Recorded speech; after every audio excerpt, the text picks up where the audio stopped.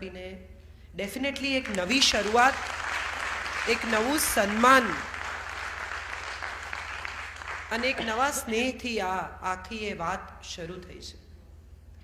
ખરેખર તો સ્ત્રી છે તો જ ધર્મ છે, કારણ કે સાચા અર્થમાં ધર્મનું પાલન, લાલન પાલન કે એનું પ્રસ્થાપન સ્ત્રી જ કરતી હોય છે. ઘરમાં પૂજા સામાન્ય રીતે સ્ત્રી કરે છે. પુરુષ કદાચ દીવો તૈયાર કર્યો હોય ને પેટાવી દે, હું સળગાવી દે નથી કહેતી, પેટાવી દે, પણ એનાથી વધારે ભાગ્યે જ મેં પુરુષોને પૂજામાં ઓતપ્રોત થતા જોયા છે. ધર્મનું વહન સ્ત્રી કરે છે, ઘરમાં ધર્મની જાળવણી સ્ત્રી કરે છે. અને એવા સમયમાં જો મારે આ કાર્યક્રમની શરૂઆત કરવાની હોય તો મને લાગે છે જવાબદારી પણ બહુ છે અને વાત પણ મારે સમજીને કરવી જોઈએ. મને હંમેશા લાગ્યું છે કે ધર્મ અને ધૂર્તા બંનેની રાશિ એક છે. કૃષ્ણ અને કંસ બંનેની રાશિ એક છે. રાધા અને રૂકમણીની રાશિ એક છે. શબરી અને શૂર્પણખાની રાશિ એક છે. રાશિઓ એક હોવાથી માણસ એક જેવો નથી હોતો. સવારના પરમાં આપણે રાશિ ભવિષ્ય બધા વાંચે ત્યારે મને ઘણીવાર નવાઈ લાગે. આવા બધા તો કેટલાય નામો છે મારી પાસે, જેનું લિસ્ટ બનાવીએ તો આપણને એમ થાય કે કેવી રીતે એક હોઈ શકે. પણ દામોદર અને દાઉદની રાશિ પણ એક છે. પણ એથી બધા સરખા નથી હોતા. એ વાત સાથે મારે આજની વાત શરૂ કરવી છે. કૃષ્ણ કુળ બહુ અદ્ભુત કુળ છે, તમામનો સ્વીકાર છે. અહીં સૌથી પહેલી જે વાત કૃષ્ણએ શીખવી એ પરમ સ્વીકારની વાત શીખવી. મોહન બે થયા. એક પોરબંદરમાં જન્મ્યો અને એણે યમુનાના કાંઠે પ્રાણ ત્યાગ્યા, ને બીજો યમુના કાંઠે જન્મ્યો અને એણે દ્વારકા પાસે પ્રાણ ત્યાગ્યા. જર્ની રિવર્સ થઈ છે બે જણાની. વાત એક છે. વાત એક એ છે કે એન્ટી એસ્ટાબ્લિશમેન્ટની વાત છે. જે સ્થપાઈ ચૂક્યા છે એવા હિતોને ખસેડીને નવી વાત કરવી, નવી દિશા બતાવવાનું કામ કદાચ મોહને કર્યું. ઇન્દ્રની પૂજાનો વિરોધ કર્યો. એણે કહ્યું કે એ શું કરે છે આપણે માટે? આપણે માટે જે કરે છે આ ગોવર્ધન કરે છે, ચાલો એની પૂજા કરીએ. વિરોધ કરવો બહુ સરળ છે, વિરોધના પરિણામ ઉઠાવવા બહુ અઘરા છે. કહેવું કે આમ ના કરાય, આમ કરાય, તો એવી સલાહ તો કોઈ રસ્તે ચાલતો માણસ પણ તમને આપે કે તમે આમથી નહીં આમથી ગયા હોત ને તો તમને સહેલું પડે. હું ઘણીવાર મજાક કરું છું કે કન્યાના પિતા હોય ને, લગ્ન કરતી કન્યાના પિતા, એને દરેક માણસ સલાહ આપી જાય.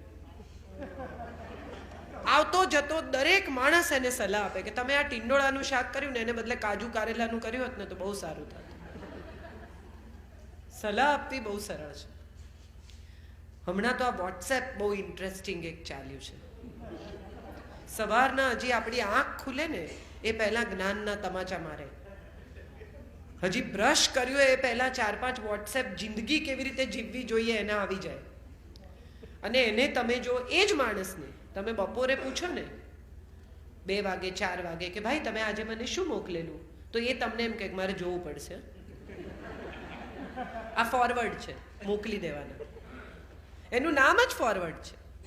એ વાંચવાના નથી હોતા, એ મોકલવાના હોય છે. આવી સલાહ બહુ સરળ છે. આચાર્ય તરીકે આચાર્ય પદે બેસીને એમ કહેવું કે સાહિત્યમાં રસ લો, સાહિત્ય સમાજનું ભલું કરશે, બહુ સરળ છે. આવું કશું કરવું બહુ અઘરું છે.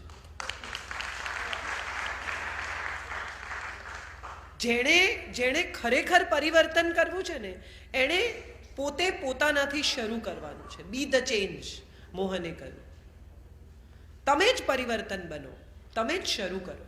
આચાર્ય શ્રી હાજર હોય, અમે મંચ પર હોઈએ અને એ ઓડિયન્સમાં હોય એવી અમારી હેસિયત જ નથી. છતાંય એ સન્માન અમને આપી શકે છે. એનો અર્થ જ એમ કે જેને પોતાના વિશે અત્યંત સ્વમાન અથવા સન્માન છે એ જ બીજાને સન્માન આપી શકે છે. નાની નાની વાતમાં ઇન્સિક્યોર થઈ જાય ને એવા લોકોને સન્માન આપતા આવડે જ નહીં. એને બીક લાગે કે હું આને સન્માન આપીશ ને ક્યાંક મારી ઉપર ચડી જશે તો. બાપુ પણ હંમેશા જ્યારે અસ્મિતા પર્વ કરે છે ત્યારે નીચે બેસીને આનંદથી સાંભળે છે. કદી એ સ્ટેજ પર ચડતા નથી, કારણ કે એમને ખબર છે કે એ જ્યારે વ્યાસપીઠ પર બેસે છે ત્યારે બીજાની જરૂર નથી. એટલે આ પરિસ્થિતિ ઊભી કરી શકવી એ જ હું માનું છું બહુ મોટી વાત છે. અને સાહિત્યની વાત ધર્મ સાથે જ્યારે જ્યારે જોડાઈ છે ત્યારે દરેક વખતે બંનેનું પરસ્પર ગૌરવ વધ્યું છે. માત્ર સાહિત્યનું ગૌરવ વધે છે એવું નથી, ધર્મનું ગૌરવ પણ સાહિત્યથી વધે છે. જો આ સાહિત્ય ન હોત તો ધર્મનો આ પ્રચાર પ્રસાર થઈ જ શક્યો હોત. ભાષા અને આ ઉપનિષદોના ભાષ્યથી શરૂ કરીને કૃષ્ણ ગીતો સુધી દરેક વખતે સાહિત્યએ ધર્મને ફેલાવવામાં, ધર્મને લોકો સુધી પહોંચાડવામાં મદદ કરી છે. જો તુલસી રામાયણ ન હોત આપણી પાસે તો કદાચ આટલું લોકભોગ્ય રામાયણ આપણને ન મળ્યું હોત. ડોંગરેજીએ જો ભાગવત ન કહ્યું હોત તો આટલું ભાગવત લોકભોગ્ય ન થયું હોત. આ પુષ્ટિ માર્ગના અદ્ભુત આપણી પાસે પદો ન હોત તો કૃષ્ણ આટલો સુંદર આપણને ક્યાં મળ્યો હોત. સુરદાસજીનું પદ હું જેટલી વાર જ્યારે મને એમ લાગે કે હવે મન મારું મૂંઝાય છે, મને નથી સમજાતું, હવે મારે શું કરવું છે, ત્યારે દરેક વખતે મને પદ યાદ આવે છે, દ્રઢીન ચરણન કેરો ભરોસો. મને લાગે કે આનાથી વધારે શું હોઈ શકે, આનાથી વધારે ઈશ્વરની આરાધના શું હોઈ શકે. તારા ચરણમાં મારો ભરોસો છે, તું ઊભો રહીશ સ્થિર તો હું તારી જોડે સ્થિર જ ઊભી રહીશ. તો હું માનું છું આ ધર્મ અને સાહિત્ય એકબીજા સાથે પરસ્પર બહુ ગૂંથાયેલી બાબત છે.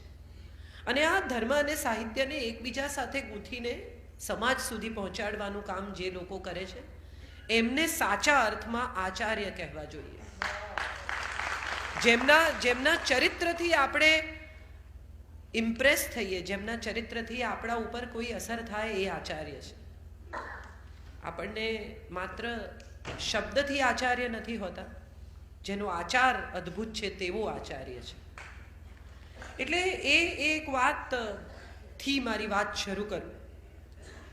મને બહુ હમણાં થોડા વખતથી હું પુષ્ટિમાર્ગનું સાહિત્ય વાંચું છું. મને થોડા લોકો ક્યાંક આપે છે અને જેમ વાંચતી જાઉં છું એમ મને સમજાય છે. પહેલાં હું એવું કહેતી હતી, હજી પણ કહું છું કે બાલ સ્વરૂપની તમે જ્યારે પૂજા કરો ને ત્યારે તમારે, દાખલા તરીકે કોઈને ઘરે કૃષ્ણભાઈની દીકરીને હું મળવા જાઉં તો મારે એના માટે કંઈ લઈ જવું પડે. બાળકની સાથે તમે કેવી રીતે કંઈ માગવા જાઓ? એટલે તમે જ્યારે કૃષ્ણની સામે જઈને ઊભા રહો છો ત્યારે જો બાલ સ્વરૂપની તમે આરાધના કરો છો તો તમારી પહેલી ફરજ એ છે કે તમે પ્રભુને કંઈ અર્પણ કરો. હું શું માગું? તું જ બાળક છે, હું તો તને રમાડવા આવી. પણ જ્યારે તમે દ્વારકાધીશનો વિચાર કરો છો, દરબારમાં જઈને ઊભા રહો છો, રાજા છે ત્યાં જઈને માગો. આવું હું બહુ વર્ષો સુધી મારા મન સાથે એક વાત કરતી કે માગવું તો રાજા પાસે જઈને માગવું, બચ્ચા પાસે શું માંગીએ?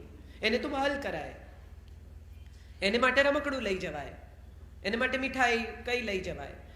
સમય સાથે મને એક બીજી વાત આ પુષ્ટિમાર્ગ વાંચતી ગઈ ત્યારે સમજાયું કે બહુ સરસ વાત એક મેં વાંચી કે બાળક જ્યારે જન્મે છે, સાવ નાનકડું હોય છે, ત્યારે સતયુગનું સ્વરૂપ હોય છે. એનામાં તદ્દન શુદ્ધતા છે. એ કોઈની સાથે લડે તો એ 5 મિનિટમાં પાછું ભેગું થઈ જાય. એ અત્યંત વિશ્વાસથી, એના મનમાં સહેજે અવિશ્વાસ નથી, એટલા વિશ્વાસથી અજાણ્યા માણસના ખભે માથું મૂકીને સૂઈ જાય. આ મને પાડી નાખશે, ફેંકી દેશે, ખોઈ નાખશે, આવું કંઈ નથી થતું. એ સતયુગ છે.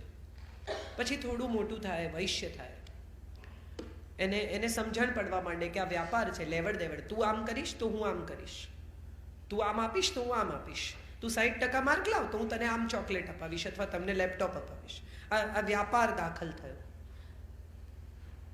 એટલે ત્રેતા દાખલ થયો. એનાથી થોડો મોટો થયો અને કુટુંબ પરિવાર એની સાથે જોડાયું અને પછી એણે નાના મોટા છલ કરવા પડે, નાના મોટી ક્યાંક આમ તેમ કરવું પડે, નાની મોટી રમતો કરવી પડે ટકી રહેવા માટે, જીવી જવા માટે, સફળ થવા માટે, હરીફાઈમાં ઉતરવા માટે. ત્યાં દ્વાપર દાખલ થયો અને છેલ્લે જ્યારે વૃદ્ધાવસ્થામાં પ્રવેશે છે ત્યારે સ્વાર્થી થઈ જાય. મોટા ભાગના વૃદ્ધોને તમે જુઓ, એમને સૌથી પહેલો વિચાર પોતાનો આવે. આ ગમે કે ન ગમે, સત્ય આ છે.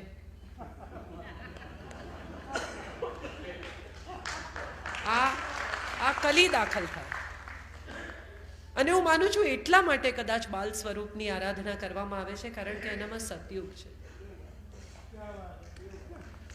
બાળક જેટલી નિર્દોષતા ઈશ્વરમાં હોય એ હું માનું છું કૃષ્ણ સિવાય બીજી કોઈ જગ્યાએ નથી. જેટલા ઈશ્વરને આપણે ભજતા જોયા છે એ દરેકના સ્વરૂપમાં ક્યાંક ને ક્યાંક કોઈક ને કોઈક પ્રકારના આયુધ છે. આપણે જે કૃષ્ણને પૂજીએ છીએ એની પાસે કોઈ શસ્ત્ર નથી. સુદર્શન એ રાખે છે પણ હાથમાં પહેરી નથી રાખતા. ખભે બાણ રાખે જ એવો ઈશ્વર નથી આ. ત્રિશૂલ પકડી જ રાખે એવો ઈશ્વર નથી આ. જરૂર પડે કાઢે સુદર્શન, પણ બાકી બાંસુરીથી ચલાવે છે. અને હું માનું છું કે જે સંગીતથી, જે સ્નેહથી, જે શબ્દથી થઈ શકે એ ક્યારેય શસ્ત્રથી થઈ શકતું નથી. એટલે કૃષ્ણ સાથેના મારા પોતાના અનુભવો અદ્ભુત છે. ઘણીવાર મને એમ થાય કે હવે આગળ કંઈ દેખાતું નથી, 2 ફૂટ આગળ અંધારું છે, અને ત્યારે હું એમ કહું કે હવે તું જાણે ને તારું કામ જાણે, હું તો સૂઈ જાઉં છું. અને મને ખબર છે કે 24 કલાકમાં કંઈક ને કંઈક એવું થાય જેને હું ચમત્કાર નથી કહેતી, છતાંય કંઈક એવું ગોઠવાય કે મને સમજાય કે આ થવાનું નહોતું પણ થયું. આ ઈશ્વર છે. આપણે બધાનો પ્રોબ્લેમ એ છે કે આપણે ઈશ્વરને જેવો કલ્પ્યો છે ને એવો જ જોવો છે. એક બહુ સરસ જોક છે કે એક કાકાને ભગવાન સ્વપ્નમાં આવ્યા ને આવીને એમણે કહ્યું કે તું જ્યાં હોઈશ, જે મુશ્કેલીમાં હોઈશ ત્યાં હું તારી પાસે આવીશ. પછી ગામમાં પૂર આવ્યું એટલે લોકો દોડાદોડ કાકાને ઘરે ગયા કે ચલો ચલો ગામમાં પૂર છે. એટલે કાકાએ કહ્યું ના મને તો ઈશ્વર લેવા આવવાનું છે, તમે લોકો નીકળો. પાણી વધી ગયું, પહેલા માળે જતા રહ્યા. લોકો હોડી લઈને લેવા આવ્યા કે કાકા હવે તો ચલો, પાણી તો જુઓ, કે ઈશ્વર આવશે ને, એણે વચન આપ્યું છે. ઈશ્વર તો કંઈ આવ્યો નહીં. પાણી એટલું વધી ગયું કે ધાબે ચડી ગયા. ઉપરથી હેલિકોપ્ટરથી સીડી નાખી કે ચાલો હવે તો ચાલો ભાઈ, ઈશ્વર આવવાનું છે. ખાધા પીધા વગર કાકા ગુજરી ગયા. ફાઇનલી ભગવાનને ત્યાં ગયા, જઈને ઝઘડો માંડ્યો કે તે કહ્યું તું કે તું આવીશ પણ તું આવ્યો નહીં, વેરી બેડ, આવું કરાય, જુઠ્ઠો. એટલે ભગવાને એને કહ્યું કે હું તો 3 વાર આવેલો ભાઈ, મારી જોડે તું ના આવે.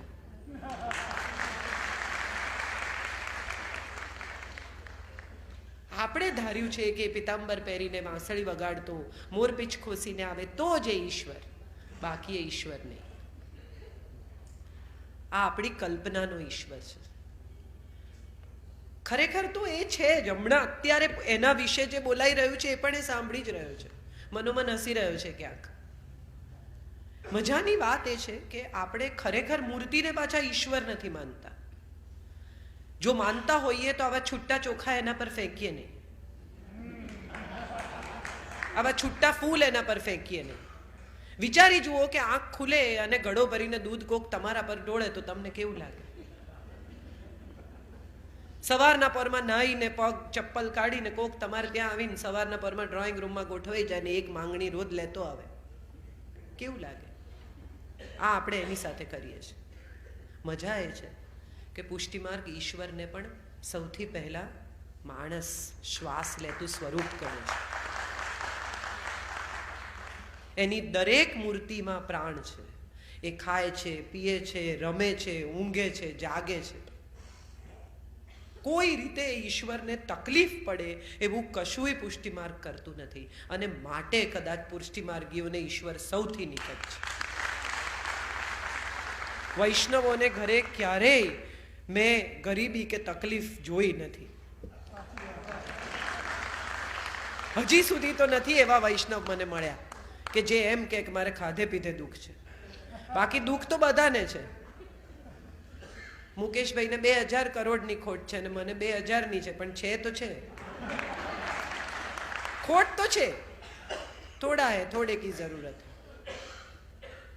અને બીજી સૌથી મહત્વની વાત, મને એક ચિત્રલેખાનું ગીત બહુ ગમે છે.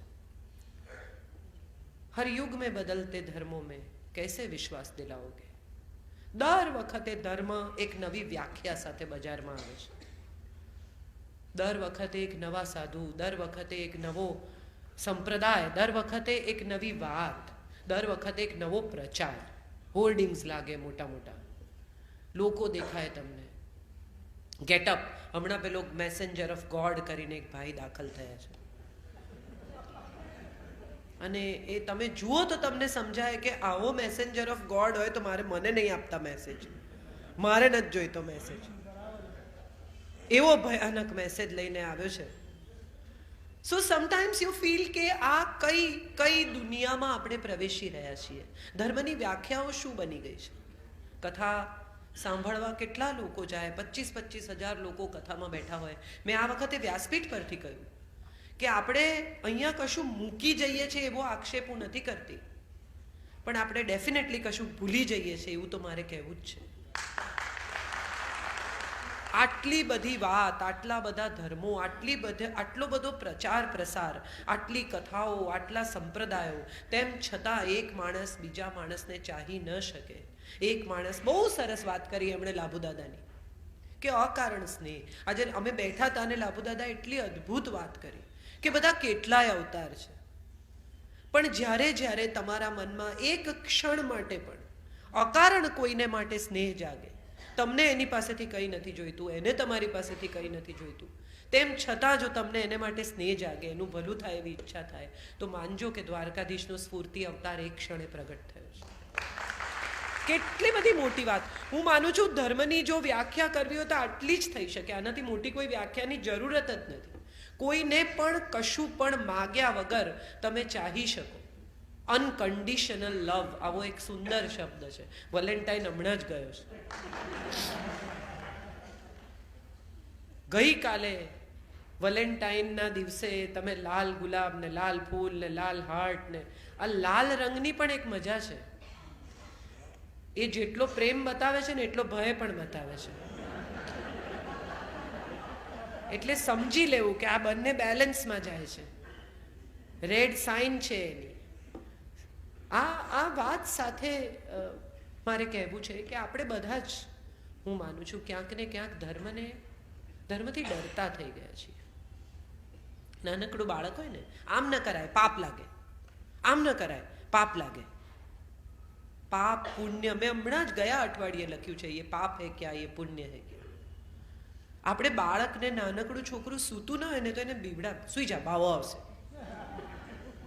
એટલે બાવાથી બીવાય કે બાવાને નમાય?